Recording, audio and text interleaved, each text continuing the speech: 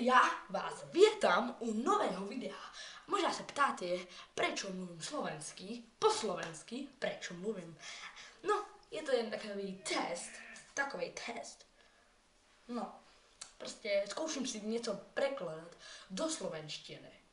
No, ale nebudu to zdržovat a jdeme rovnou na to. Ahoj, moje jméno je Martin, já vás vítám u nového vlogu a tento vlog vlastně bude o tom, že budu mluvit slovensky. Konečně jsme se toho dočkali.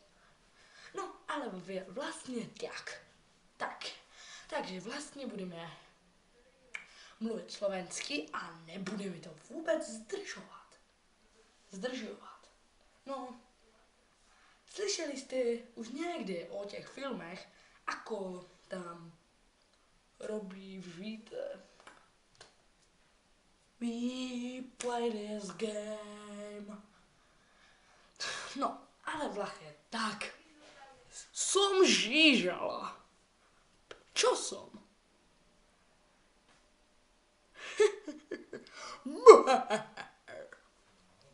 Som ďábelský. No, já vás vítám u nového videjka a dneska si zahrajeme takovou hru s názvem Tetherball.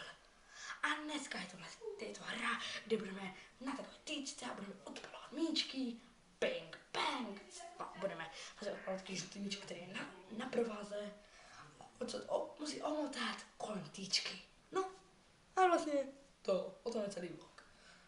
A vlastně takže